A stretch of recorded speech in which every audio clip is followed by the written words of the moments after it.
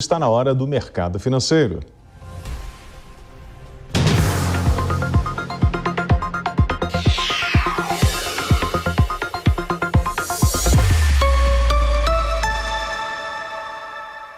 Vamos para os estúdios da PAN com Samidana e Luiz Arthur Nogueira. Senhores, muito boa tarde.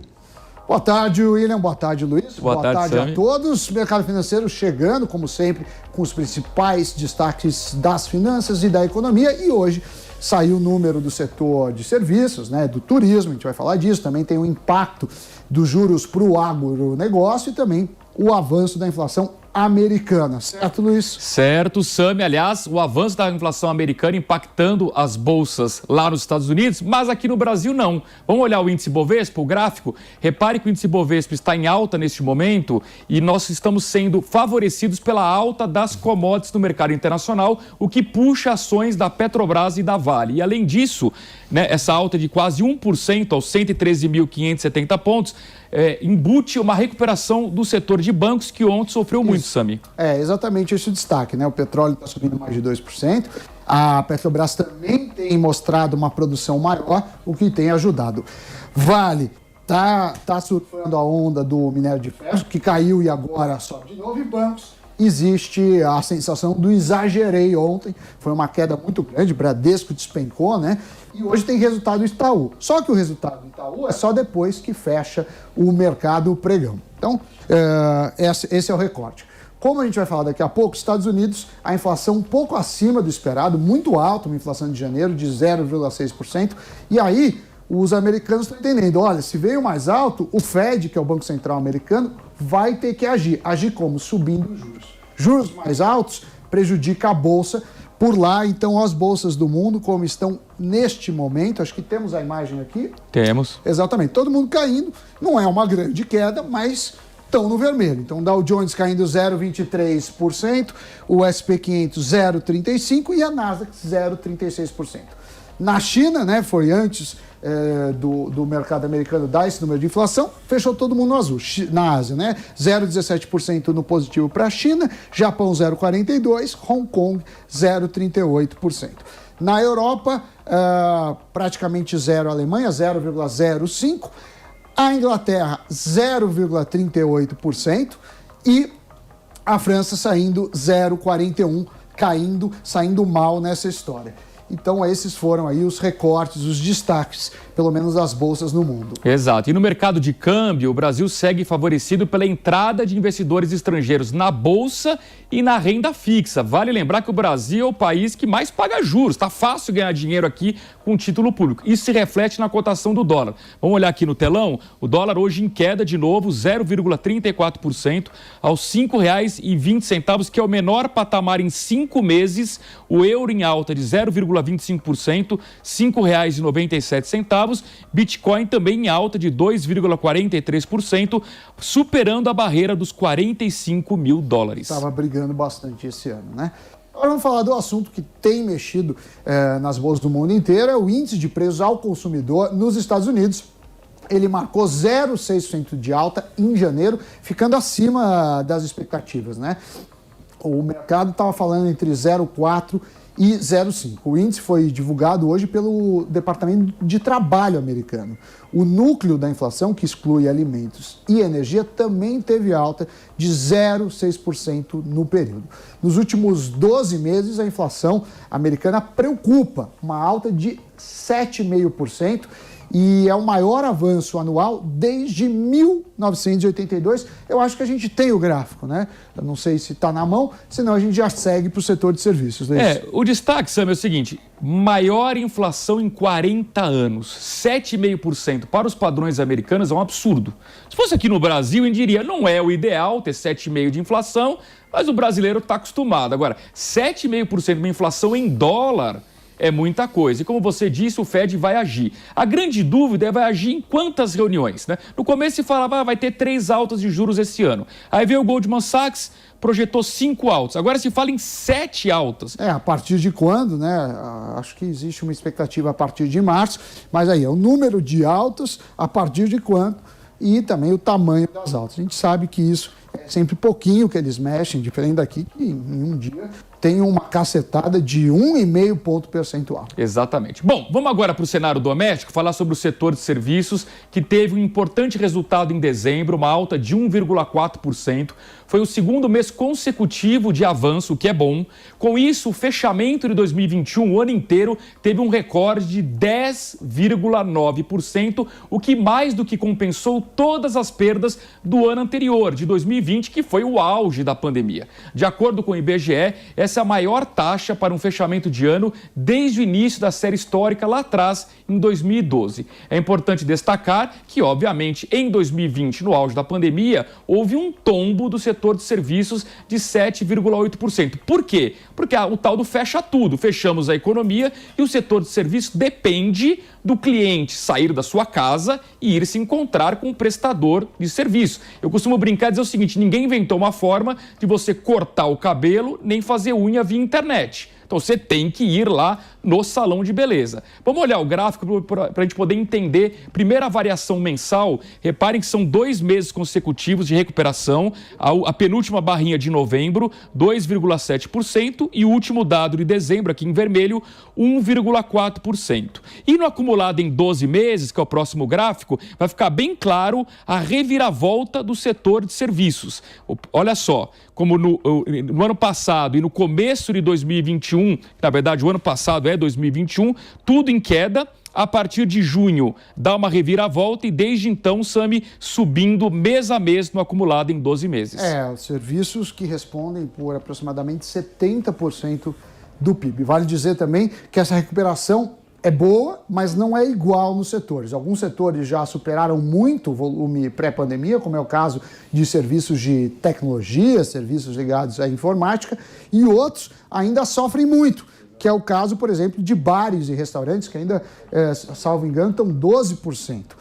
Falando em setores que sofreram bastante, o volume de prestação de serviços ligados ao turismo no Brasil cresceu acima de 20% no ano passado. Ainda assim, é insuficiente para atingir o patamar pré-pandemia. O indicador de atividades turísticas do IBGE fechou o ano com expansão de 21,11% contra uma queda de 36,7% em 2020. No resultado mensal, o turismo cresceu 3,5% em dezembro, 7ª elevação em 8 meses, mas para você ver como foi devastador isso, né? E a gente vai falar sobre isso, é o tema da entrevista, né? A primeira entrevista de hoje. Verdade, Sami. Vamos conversar com o assessor econômico da Federação do Comércio de Bens, Serviços e Turismo do Estado de São Paulo, Guilherme Ditzi. Guilherme, seja bem-vindo ao Mercado Financeiro, tudo bem? É um prazer falar com vocês sempre. Prazer é todo nosso. Guilherme, eu queria que você começasse com a abordagem em cima do que o Sami acabou de comentar. Tem setores dentro do serviço que já recuperaram as perdas da pandemia, mas tem setor ainda sofrendo, não é? Exatamente, Luiz. Eu acho que o que o Sami colocou é extremamente importante, porque o serviço corresponde a 70% da nossa economia. Mas ele tem várias atividades completamente distintas. Você tem desde tratamento de esgoto, passando por transporte aéreo, serviço de alojamento e alimentação, temos aluguel de veículos, transporte rodoviário. Então, é ali uma mistura muito grande de setores. Em 2020, quando a gente começou a pandemia, o setor de turismo foi intensamente impactado aí por conta do fechamento, das pessoas ficando em casa, sem a vacinação. Logo na sequência, a gente teve uma recuperação ao longo do ano passado. Por outro lado, a gente viu o setor de tecnologia e informação tendo um crescimento em 2020 e também ampliando o seu crescimento em 2021. Então, é importante fazer essa análise setorial para a gente entender quais setores estão puxando o segmento de serviço. Mas é importante lembrar também, Sami e Luiz, que antes da pandemia, o setor de serviço não vivia a mil maravilhas, não. Houve quedas consecutivas em 2015, 2016, 2017, uma estabilidade em 2018, um crescimento mínimo ali de 1, alguma coisa em 2019 e logo na sequência a queda na pandemia, como vocês mostraram, 7,8% de queda e agora um aumento, uma recuperação. Mas é um setor que vem sofrendo muito e o setor de turismo continua sendo um grande impactado aí, não somente pela pandemia, mas agora por conta de uma inflação mais alta. É isso que eu queria te perguntar, Guilherme. Você tem 2 fatores, né? Você tem a pandemia, que devastou o setor de serviços, mundo afora. Empresas quebraram, muitos demitidos, e aí ele não está na sua carga completa. Então você tem um problema que a gente chama em economia da oferta, a qualidade que está sendo ofertada, as condições de oferta. Por outro lado, você tem a demanda. A demanda, num sentido, as pessoas ficaram reprimidas e muitos devem ter vontade de fazer turismo, mas por outro, a inflação do ano passado também foi pesada para muitos. E quando a gente fala de aumento de conta de luz, aumenta a conta de luz, o cara gasta mais para a luz, ele vai descontar provavelmente no turismo, em outra atividade não tão essencial para a sobrevivência. Qual que é a expectativa para esse ano? Vocês estão trabalhando com que cenário para o turismo? Olha, Samir, você colocou já um cenário bastante amplo aí para o setor de turismo. A gente teve uma recuperação ano passado por conta da vacinação, as pessoas saindo novamente às ruas, houve uma demanda reprimida que o turismo acampou ao longo de 2021, mas esse ano a gente vai enfrentar uma inflação ainda elevada, uma expectativa de 6%, um crédito que subiu muito para o consumidor, saindo a taxa de juros 2% ao ano, agora em 10,75%, deve chegar próximo a 12%. Isso encarece muito o crédito na ponta para o consumidor e, ao mesmo tempo, a gente está num número recorde de famílias endividadas. Tanto que a gente viu o comércio, né, o dado da PMC, Pesquisa Mensal do Comércio, que foi divulgado ontem, os meses de novembro e dezembro foram decepcionantes para o comércio. Isso indica que as famílias estão priorizando os gastos básicos e também pagando as contas atrasadas e as contas do dia a dia, sobrando pouco para lazer, e turismo é considerado como lazer. Então, para esse ano, a gente vê muitos desafios para esse consumidor que está endividado, sentindo uma inflação muito elevada e com crédito mais caro. Então, o cenário é de muita apreensão para esses consumidores e deve ter um impacto negativo aí para o setor de turismo. Guilherme, nesse contexto, eu queria saber se o efeito vacina, né, que trouxe confiança para as pessoas saírem de casa sem medo de ou pegar a Covid ou se pegar, não ter nenhum caso grave, se esse efeito já foi superado, ou seja, se o setor de serviços não vai ser mais beneficiado por isso esse ano, ou se ainda ficou algum resquício do ano passado e que dá para fazer o setor impulsionar, até porque estamos falando de um ano com PIBinho, crescimento baixo aí de 0,3%, 0,5%, e como o setor de serviços tem um peso grande, provavelmente o que vai determinar se teremos um PIBinho, eventualmente até uma retração do PIB, vai ser o setor de serviços. Exatamente, Luiz. A grande questão é que o turismo já foi muito beneficiado por conta da vacinação. A gente chegou aí acima da média de 70% de pessoas vacinadas e agora a gente enfrenta o outro problema, que é a economia, inflação e crédito. Então, o avanço agora da vacinação acaba sendo mais residual para o setor de turismo. Os empresários se prepararam muito ao longo da pandemia para receber esses turistas, esses clientes aí com separação de mesas, com distanciamento, com utilização de máscara, com treinamento de equipe para ter o máximo de conforto para esses clientes, para que não sintam, né? A gente pensa numa viagem, numa férias, poder esquecer desse momento de pandemia. Então, a gente quer ir para o momento relaxar, a gente não quer ficar cada vez mais apreensivo. Então, as empresas sentiram que esses consumidores precisam relaxar no momento de lazer e se prepararam para esse momento.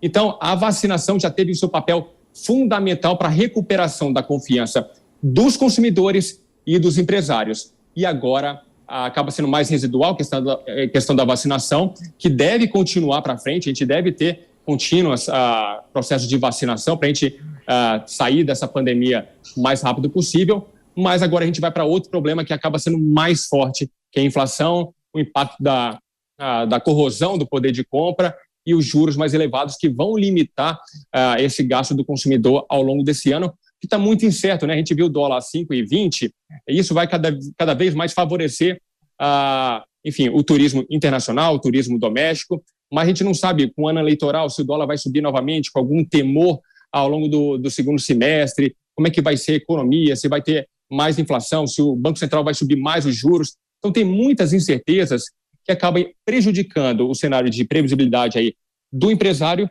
e também do consumidor. Mas diria, inflação e crédito que tem impactado muito esse consumidor e vai impactar o turismo ao longo de 2022. Guilherme Dietze, assessor econômico da FEComércio São Paulo, muito obrigado pela sua participação aqui no Mercado Financeiro. Obrigado, até a próxima. As vendas de imóveis usados e locação subiram no estado de São Paulo, apesar da pandemia. O repórter Marcelo Matos traz ao vivo as informações. Marcelo, boa tarde. Boas notícias? Boas notícias, Sami. Boa tarde a você e a todos que nos acompanham aqui na Jovem Pan, né? O Cresce, que é o Conselho de Corretores de Imóveis aqui de São Paulo, divulgou os seus dados, como você disse, em relação à venda de imóveis usados e também o mercado de locação. E a venda de imóveis usados subiu 6,84% em 2021 e a locação 6,5%. Então nós tivemos aí, inclusive, 2022 aí abaixo ainda de 2020, mas dando sinais de recuperação nesse mercado. E nós tivemos, inclusive, aí um volume que 6,84%, mas muito abaixo daquilo que foi verificado em 2020. A gente sabe que o mercado imobiliário, na semana que vem, a Secov São Paulo, o Sindicato da Habitação, vai divulgar os seus números. O mercado imobiliário conseguiu atravessar bem a pandemia, os canteiros de obras não foram fechados, claro que os estandes sim, durante os períodos mais agudos, mas de qualquer forma, os juros baixos ainda naquela oportunidade, nós tivemos então um bom desempenho e a expectativa é de fechar o terceiro ano com elevação nas vendas de imóveis novos aqui em São Paulo, mesmo na pandemia, na casa superior a 60 mil imóveis novos, o Secov vai divulgar na semana que vem. Mas nesse momento, já na virada do ano, no segundo semestre de 2021 para 2022, tivemos, claro, todo o movimento da inflação, a ação do Banco Central elevando a taxa básica de juros Selic e há uma perspectiva agora de um reflexo nos financiamentos. Esse ano, então, é marcado para essa análise do mercado imobiliário, se haverá ou não, então, um impacto substancial. São contratos de longo prazo, financiamentos aí de muitos e muitos anos, e a gente sabe que essa elevação pode afastar muitos brasileiros do sonho da casa própria. Sami. Marcelo, a gente sabe que casa continua sendo o maior gasto do brasileiro no dia a dia, seja pagando as parcelas do financiamento, seja morando de aluguel, ou mesmo os custos envolvidos na manutenção de uma casa. Vamos esperar que o setor tenha um bom desempenho esse ano. Verdade, Samuel. O Marcelo Matos tocou num ponto importante, que assim, o que garantiu o setor indo bem durante a pandemia foram os juros baixos, sem dúvida nenhuma. Agora, o desafio para esse ano é como manter o setor aquecido com o financiamento encarecendo. E como a gente falou já algumas vezes aqui, neste caso, não é só o financiamento, não é só a taxa imediata de juros, mas principalmente a curva de juros, que é as taxas esperadas para 1, 5, 10, 20 anos.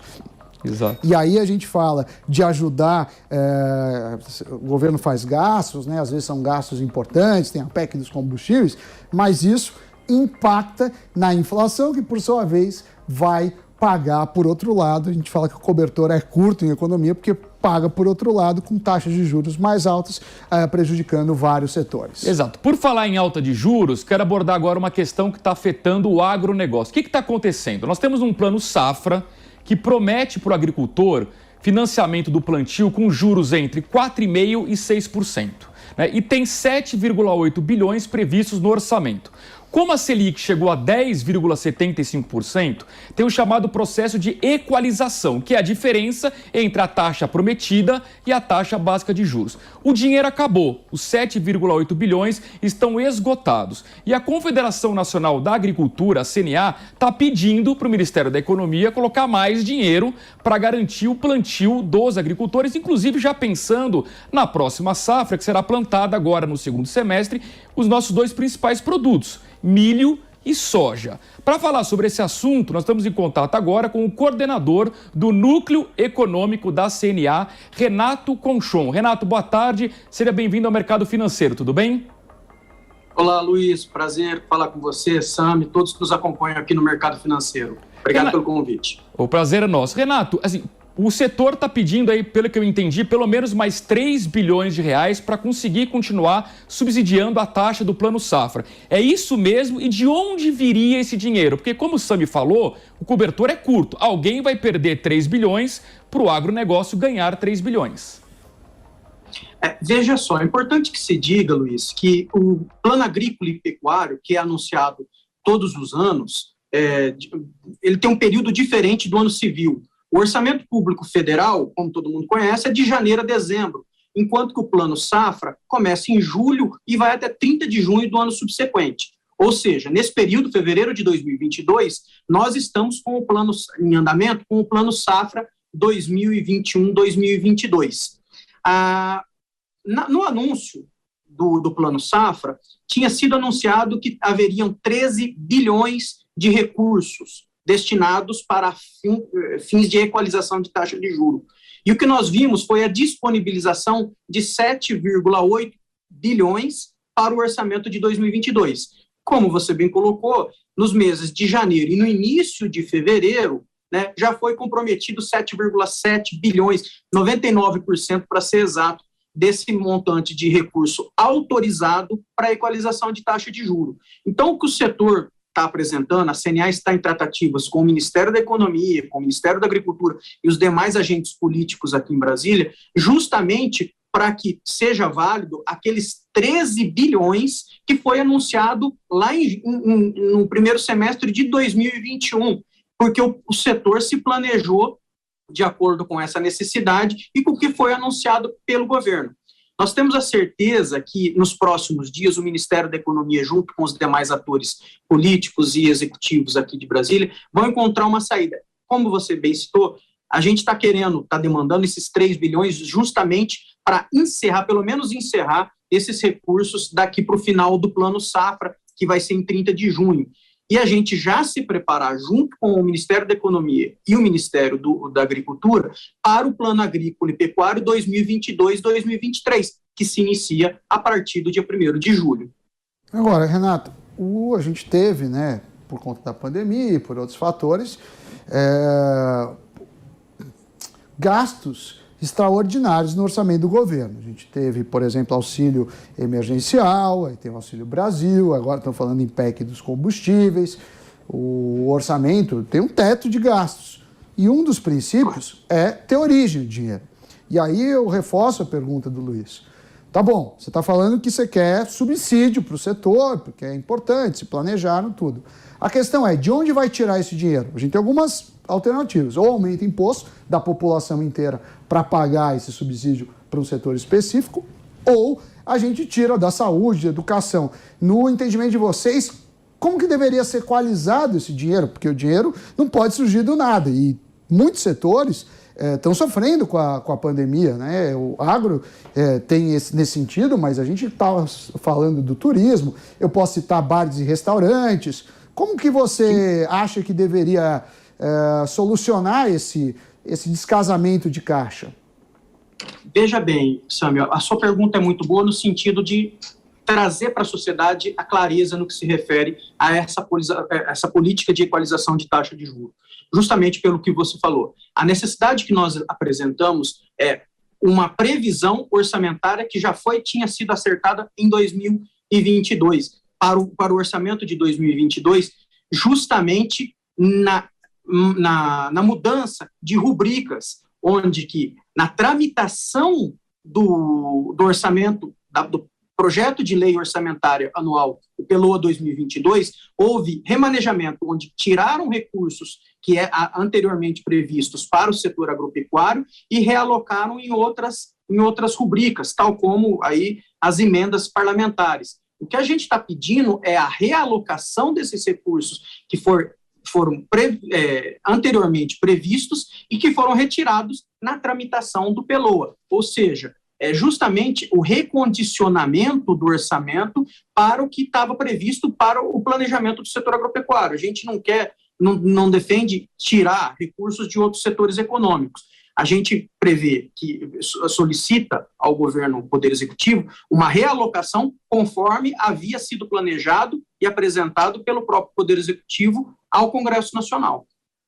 Então, só para a gente concluir, quer dizer, o erro foi na hora que o Congresso aprovou o orçamento, tirando aí em torno de 5 bilhões que estavam previstos. Não era aquele momento que a CNA deveria ter gritado, ter alertado a sociedade, estão tirando de 5 a 6 bilhões do que estava previsto para o Plano Safra, porque agora alguém vai perder para esse dinheiro ir para o agronegócio, não? Não, veja bem, nós trabalhamos tanto na elaboração, a CNA apresentou um documento como propostas do Plano Agrícola e Pecuário no final do primeiro semestre de 2021 para o planejamento dessa safra 2022, isso já foi apresentado há quase um ano atrás, e também durante a tramitação do Congresso Nacional do PELOA, você muito bem lembrou, e é importante que se diga que a CNA apresentou inúmeras propostas de emenda, mas para ser exato, 13 propostas de emendas no que se refere a contemplar essa necessidade dos recursos destinados ao setor agropecuário. Então, a CNA trabalhou lá no início da proposta do Plano Agrícola e Pecuário, a CNA apresentou ao Congresso Nacional a proposta de emenda de atualização e de correção do que foi proposto no PELOA, e agora, infelizmente, a gente foi surpreendido por essa suspensão dos recursos para o final do Plano Safra 2021-2022. E lembrando que o setor agropecuário, dentre todos os outros, a gente vê comércio, serviços, a indústria, e gostaríamos muito que os outros setores também tivessem esse crescimento por conta da pandemia, isso foi prejudicado, mas a gente lembra que o setor agropecuário está em vias de iniciar uma nova safra, e isso vai determinar, se recursos faltarem, vai determinar o volume de plantio, o volume de colheita, inclusive comprometendo o PIB deste ano, ao final do segundo semestre de 2022, e também para o 2023, que essa é a nossa principal preocupação. Então, se não corrigirmos isso agora, poderá comprometer o crescimento econômico do setor agropecuário e do Brasil para o próximo ano também. Muito bem, Renato Conchon, desculpa, Sami, ele que é assessor econômico da Confederação da Agricultura e Pecuária do Brasil. Muito obrigado pela sua entrevista, uma boa tarde, até uma próxima oportunidade. Eu que agradeço, um abraço a todos. O mercado financeiro de hoje e o Headlines News ficam por aqui. Luiz, obrigado pela parceria, a você que nos acompanha. Obrigado pela audiência e amanhã tem mais Headline News e tem também Headline News e também tem mais mercado financeiro. Obrigado, Sami. Um grande abraço para você que nos acompanha aqui na TV Jovem Pan News. Fica agora com Entre Linhas, apresentação de Adalberto Piotto. Você que nos ouve pela rede Jovem Pan de rádio, fique com o seu noticiário local. Muito obrigado pelo carinho da sua audiência. Um grande abraço. Tchau, até amanhã.